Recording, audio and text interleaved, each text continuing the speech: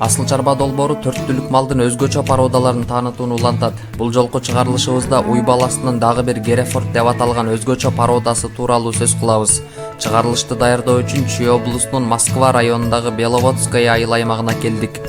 Бул жерде жеке ишкер Айтматов Хурстан агабыздын асыл тукум малдар багылган чоң фермасы жайгашкан.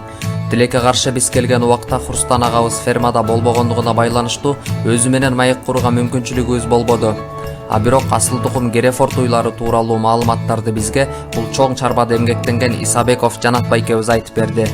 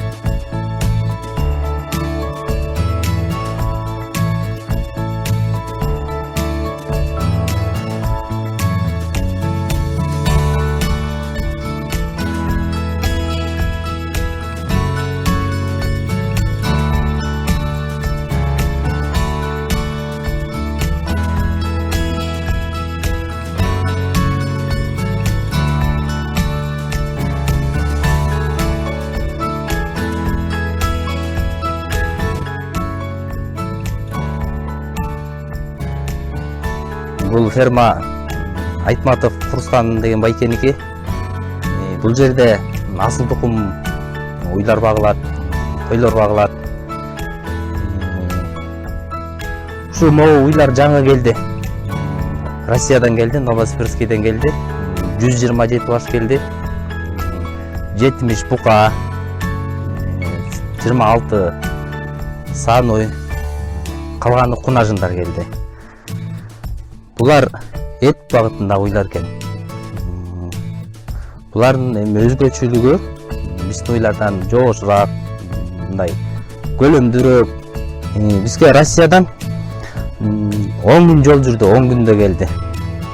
Ошо КАМАЗдар менен жүктөлүп келди, 3 КАМАЗ менен. Бизге жаңы келди, биз жаңы багып атабыз ушу уйларды. Герефорд уйларынын жөнөкөй породадагы уйлардан айырмасы сырткы көрүнүшүнөн эле байкалып турат. Денеси кызыл, башы ак түстө болуп, дээрлик баары окшош келген бул уйлар кадимки породадан айырмаланып, кыйла, жоон жана көлөмдүү болушат. Боюнун орточо бийиктиги 125 см, денесинин узундугу болсо 153 см жетет. Булар кунажындар 1 жашта. Şu буларды келгенден кийин бөлгөнбүз. Букаларын өзүнчө бөлдүк, кунажындарын өзүнчө бөлдүк. Азыр могу жер жапсырак болот, ушу бери секирип атат. Эми букалар бар. Булардын арасында аларды бөлөбүз тияка. Анан булар чоң болот экен. Биздин өзүбүздүн уйлар торпоктор. Айырма бар да, булар деле 1 жаш, булар да 1 жаш. Анан айырмасы булар чоң, көлөмдүү, жоош болот экен. Азыр ушул жерде кармайбыз биз. Анан жаз келгенде Сусамбырга тартып кетебиз. Жайында ошакта болот. Күзүндө келгенде букалар өзүнчө, кунажындар өзүнчө болуп, булар ат корумга кирет букалар. Анан букалар тиякта, букаларды да көрөлү.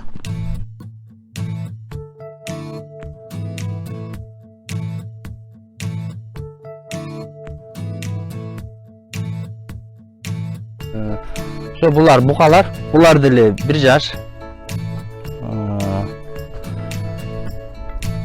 Булар азыр тоон эле чөбүн жеп атат. Бир мал арпа шак беребиз. Буларды адаптация кылыш керек экен, буларды көндүрүш керек экен. Анан кийин күчтүү тоюттарды берилет экен. Биз азыр ошо тоонун эле чөбүн берип атабыз. Анан барып, анан кормдарын оңдойбуз да. Бул породадагы уйлар дүйнөнүн бир топ аймактарына чейин таралган. Табиятынан чыйрак келгендиктен климаттын түрдүү шарттарына ылдам көнүп кетүүгө жөндөмдүү болушат. Узак жолго жүрүүгө ылайыктуу. Бүгүнкү күндө Герефорддордун мындай өзгөчөлүктөрүн дүйнөнүн бир катар өлкөлөрү тастыктап келишет. Ошо булар суукка чыдамдуу дейт. Бул Новосибирскиден келди. Ал жакта суук экен. Булар атайын ушу суук жерге ылайыкташылган уйлар экен. Биз сусамырга алып кетебиз, сусамырда суук. Ошо жүрө берет экен да булар. Ошо бул жерде букалар, анан кунажындарда, анан тиякта бооз уйлар бар. Ошо 26 баш уй бар. Алар желин салып атат, бирөккө тууган. Ошолорду барып көрөлү.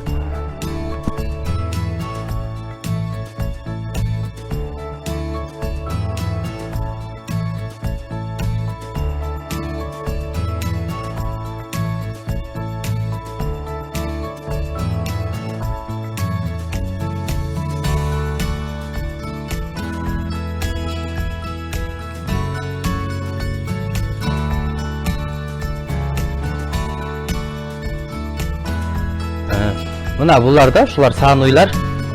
Туй турган эле бооз. Жаңы желин салып атат.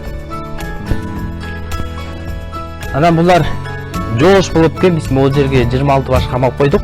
Булар бири-бири менен сүзүшпөйт, ушул жерден чөбүн жейт. Кармап, сылап, сыйпасаң да жоош. Үрүкпөйт, ошондой жакшы уйлар экен да.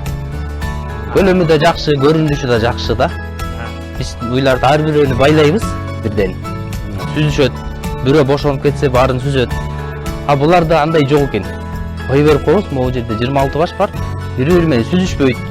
Ушинтип эле жүрө берет. Буларды ошо бош кой берип койдук.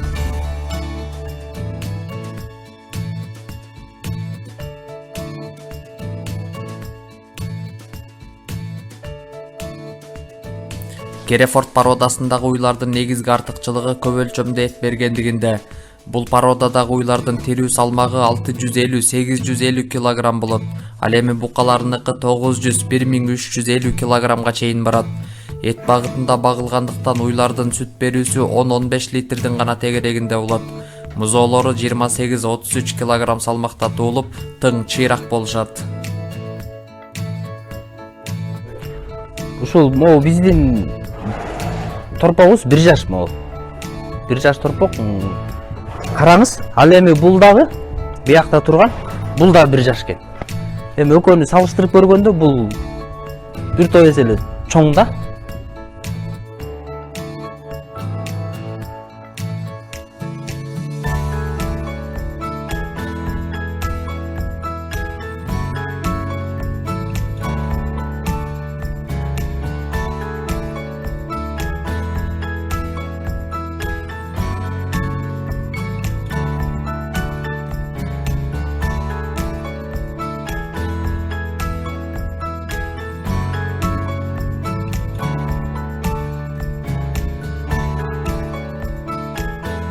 Бул ушу уй келгенде эле туулган, келген күнү эле туулду.